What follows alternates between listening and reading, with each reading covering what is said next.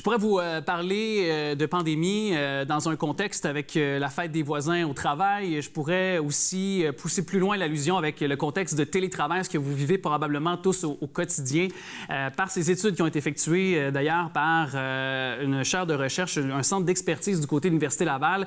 Elle en est d'ailleurs la professeure titulaire et directrice du Centre d'expertise en gestion de la santé et de la sécurité du travail à l'Université Laval. C'est Mme Caroline Biron qui est avec nous. Bonjour, Mme Biron, merci d'être là. Bonjour. Vous avez fait donc, et on va faire la chronologie des événements des derniers mois en lien avec la pandémie qu'on connaît actuellement, la pandémie de la COVID-19. Donc, tout d'abord, vous vous êtes penché sur ce premier confinement, première vague au printemps dernier, avec, le Québec qui a été mis en pause, ça a repris graduellement, mais avec le fameux télétravail. Et déjà, on pouvait apprendre en début d'été dernier que ça a eu des conséquences, là, notamment même chez les gens qui étaient en télétravail, là, dans tous les secteurs de l'activité ici, là, au Québec.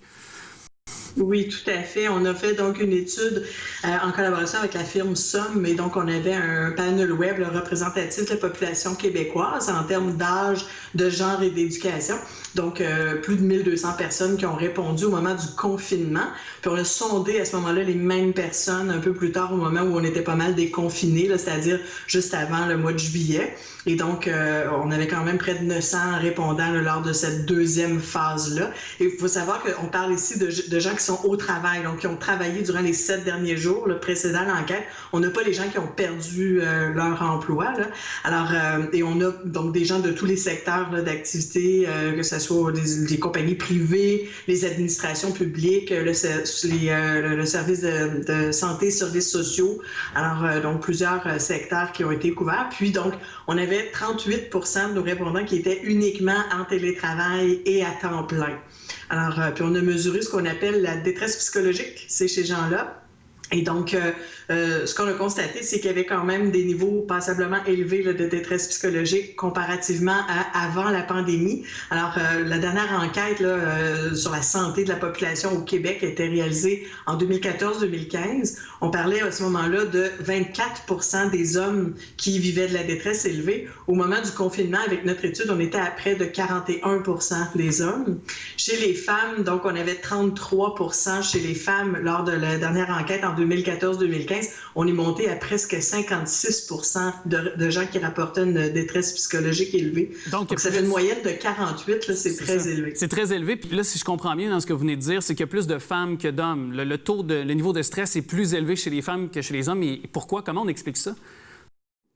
Il y a plusieurs hypothèses. C'est sûr que c'est la même chose dans toutes les enquêtes. Là, ce qu'on constate, c'est que c'est toujours, au niveau de la détresse psychologique, c'est toujours plus élevé chez les femmes.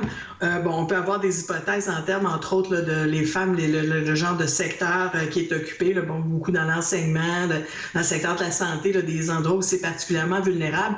En même temps, les questions qu'on pose pour mesurer la détresse psychologique, on demande aux gens dans le dernier mois à quelle fréquence vous êtes sentis nerveux, désespérés, à rien, déprimés. Alors, donc peut-être les femmes ont davantage aussi tendance à rapporter ce genre de symptômes-là. Il faut savoir aussi que les hommes ne sont pas sans vivre de difficultés. Il y a quand même 3 fois plus de suicides chez les hommes que chez les femmes. Là. Donc, ça prend quand même, il faut interpréter ça avec beaucoup de nuances. Oui, bien c'est ça, des nuances. Puis en même temps, est-ce que les gars qui sont moins aptes des fois à se livrer sur le plan de leurs sentiments ou le plan des émotions, est-ce que ça aussi, on peut peut-être ajouter ou à diminuer ou voir derrière les chiffres d'autres choses aussi peut-être?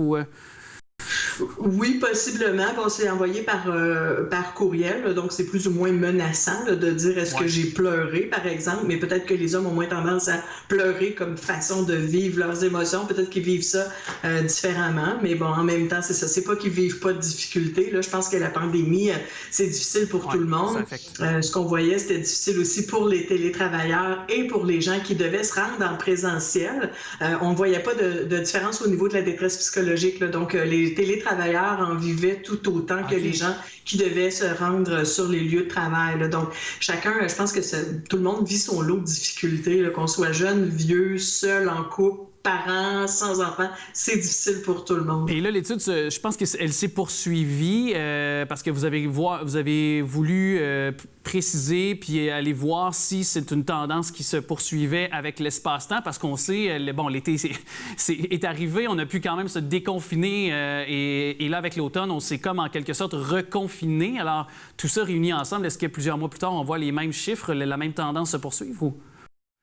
En fait, on a remesuré donc cet été, là, juste au moment du déconfinement, là, et donc on avait quand même baissé un petit peu. Là, on avait passé d'une moyenne de 48 % de gens qui déclaraient un niveau élevé de détresse à 42 %. Donc okay. Ça avait baissé un petit peu, mais pas au niveau qu'on avait avant la pandémie. Et donc on s'apprête là, dès la semaine prochaine, notre nouveau questionnaire va partir et on va ressonder les mêmes personnes. Donc on aura des données là à ce moment-là au niveau du reconfinement.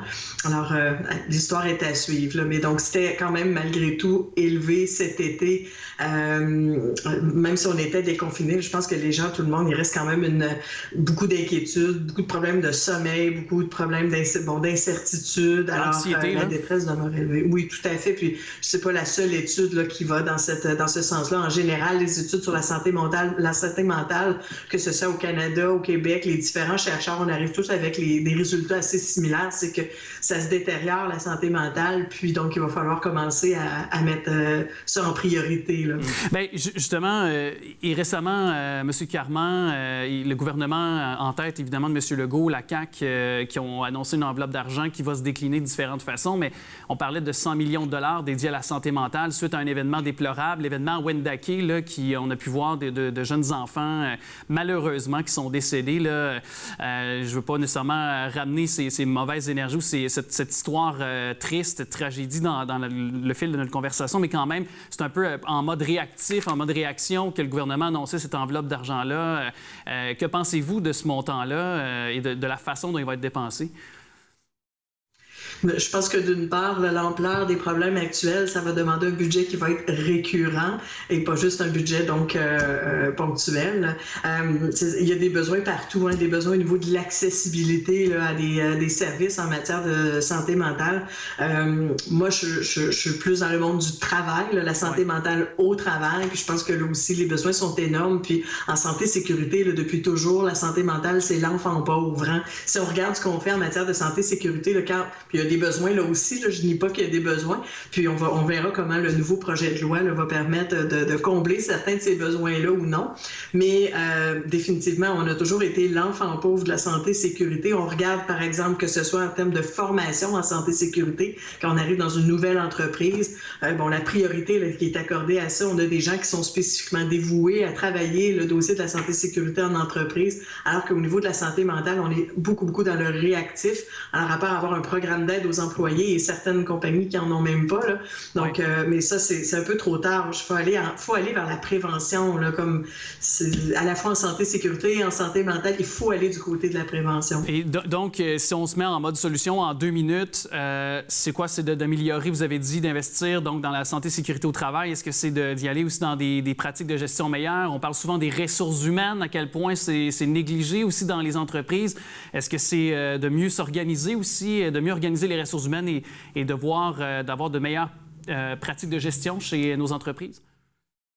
Moi, j'aime bien là, ce qu'on appelle le modèle igloo. Alors, le modèle igloo, le I pour l'individu, on est d'abord tous et chacun responsables de notre santé mentale, mais on est aussi le G, l'équipe, hein, le groupe. Alors, l'individu, le groupe, en tant que travailleur, je peux avoir, par exemple, une attitude bienveillante avec mes collègues, offrir mon aide.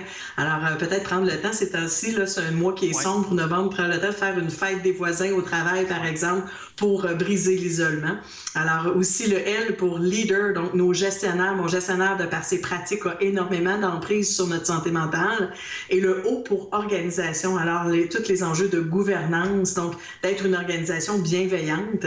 Et donc, dans notre étude, on voyait qu'il y avait une diminution de 24 % de la détresse psychologique dans les organisations qui étaient davantage perçues comme bienveillantes. Donc, est-ce que c'est une priorité dans notre organisation? Et si oui, qu'est-ce que j'ai comme indicateur là, qui vient démontrer ça? Très intéressant ce qu'on vient de bavarder. Madame Caroline Biron, professeure titulaire et directrice du Centre d'expertise en gestion de la santé et de la sécurité du travail à l'Université Laval. Merci énormément de nous avoir parlé. Ça a été un plaisir de vous recevoir. Merci, au revoir.